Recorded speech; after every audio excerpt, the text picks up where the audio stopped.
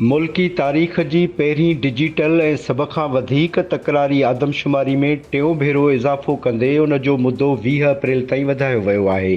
Digital आदमशुमारी ते सभ खां वधीक एतिराज़ वारींदड़ सिंध वासियुनि खे मुदे में हिन वाध ते घणो ख़ुशि थियण जी ज़रूरत न आहे, छाकाणि त दरावड़ न्यूज़ खे मिलियल ॼाण मूजिबि इहो मुदो सिंधियुनि खे अक़लियत में तब्दील करण लाइ वधायो वियो आहे। मतिलबु त ही समूरो मेलो पटको चोरी करण लाइ सजायो वियो आहे।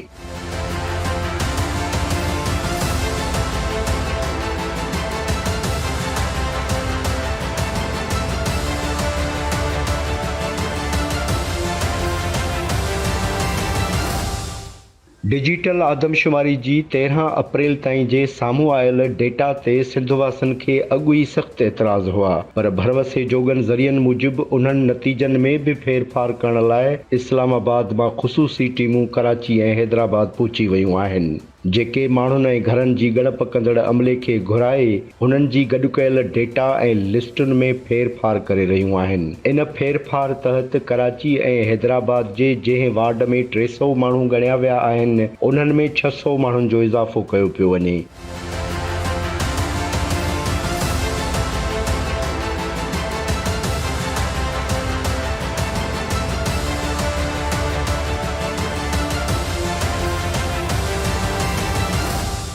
ज़रियनि मूजिबि इस्लामाबाद मां पहुतल टीमुनि खे इहो टास्क ॾिनो वियो आहे त कराची ऐं हैदराबाद जी ॻणप बाक़ी सिंध खां वधीक ॾेखारणी आहे। ज़रियनि मूजिबि डिजिटल आदमशुमारी में इहा अॻभराई MQM जे हिक वफ़द जी ताज़ो वज़ीर आज़म सां इस्लामाबाद में थियल मुलाक़ात जो नतीजो आहे। पीपुल्स पार्टीअ जी सिंध सरकार बि इन साज़िश ते माठ अख़्तियार करे वरिती आहे। सिंध में तकरारी डिजिटल आदमशुमारी जे 13 अप्रैल ताईं जे अंग अखरनि मूजिबि कराची ऐं हैदराबाद डिवीज़न्स में आबादीअ जो फ़र्क़ु रुॻो 29 लख रहिजी वियो आहे। कराचीअ जी आबादी 1 करोड़ 39 लख ऐं हैदराबाद जी आबादी 1 करोड़ 10 लख ॼाणाई वई आहे।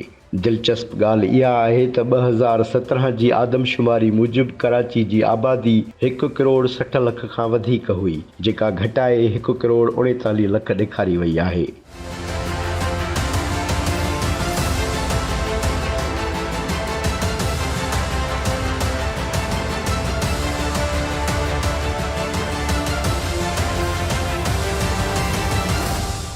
कराचीअ जे आबादीअ में एॾी वॾी लाथ ते MQM ऐं जमायत इस्लामी सख़्तु एहतजाज कयो आहे, जॾहिं त पीपुल्स पार्टीअ जी सिंध सरकार ऐं सिंध जा क़ौमपरस्त अॻुवाण बि ख़दशा ज़ाहिर करे चुका आहिनि। MQM ऐं जमायत इस्लामी जे अॻुवाणनि जो ख़्यालु आहे त कराची में उर्दू ॻाल्हाईंदड़नि जो अंगु घटायो वियो आहे, जॾहिं त सिंध जे क़ौमपरस्तनि जो चवणु आहे त कराचीअ में आबाद सिंधियुनि खे ॻणप खां रहायो वियो आहे ऐं सिंधियुनि खे अक़लियत में तब्दील कयो पियो वञे। डिजिटल आदमशुमारी जी 13 अप्रैल ताईं जी डेटा मूजिबि सिंध जी कुल आबादी 4 करोड़ 85 लख ॼाणाई वई आहे। लाड़काणे डिवीज़न जी 71 लख, मीरपुर ख़ास डिवीज़न जी 46 लख आबादी ॻणी वई आहे। शहीद बेनज़ीराबाद डिवीज़न जी आबादी 56 लख, सखर जी आबादी रुॻो 6 लख ॼाणाई वई आहे। डिजिटल आदमशुमारी जी ख़ौफ़नाक ॻाल्हि इहा आहे त उन जी डेटा आम माण्हुनि त ठहियो, पर तालुके ज़िले या सूबाई सतह ते सिंध सरकार या इंतिज़ामिया सां बि शेयर न पई कई वञे। अहिड़ी रविश ते सिंध जो वॾो वज़ीर मुराद अली शाह केतिराई भेरा एहतजाज करे चुको आहे।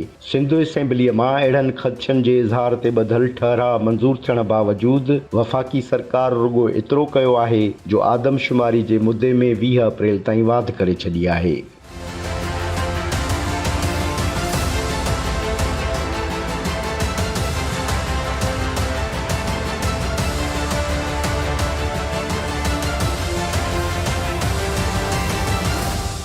कराची ऐं हैदराबाद खे छॾे बाक़ी सिंध में डिजिटल आदमशुमारी जी हालति इहा रही आहे जो अक्सर इलाइक़नि में इंटरनेट ऐं सिग्नल्स न अचणु, फंड्स ऐं ॿियूं सहूलियतूं न मिलण ख़िलाफ़ आदमशुमारी अमले जा माण्हू एहतजाज कंदे नज़र आया, जेका बाद कश्मोर, कंधकोट, शिकारपुर, ठुल ऐं क़बाइली झेड़नि तोड़े धाड़ेलनि जे राॼ वारनि इलाइक़नि तोड़े काछे ऐं कचे जे अक्सर हंधनि ऐं ॿोॾ मुतासिर इलाइक़नि में त आदमशुमारी जो अमलो पहुची ई न सघियो आहे।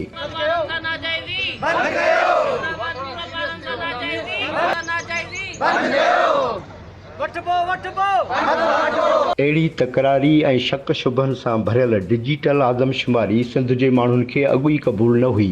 मथां वरी इस्लामाबाद मां टीमूं घुराए उन्हनि अंग अखरनि में बि फेरफार करण वारियुनि कोशिशुनि रहियल खुयल कसर बि पूरी करे छॾी आहे। सिंध जा क़ौमपरस्त हिन आदमशुमारी खे अॻु ई रद्द कंदे उन ख़िलाफ़ लॉन्ग मार्च, रैलियूं ऐं मुज़ाहिरा करे चुका आहिनि। पीपुल्स पार्टीअ जी सिंध सरकार खे बि घुर्जे त उहा पंहिंजनि धरती धड़नि सां गॾु बीहे ऐं डिजिटल आदमशुमारी खे रद्द करण जो ऐलान करे। पीपुल्स पार्टी वफ़ाक़ जी वंगार वहंदे सिंधनि खे अक़लियत में तब्दील करण वारी साज़िश जो हिसो बणी त ईंदड़ चूंडुनि में सिंध जा माण्हू खेसि इबरत जो निशान बणाए छॾींदा।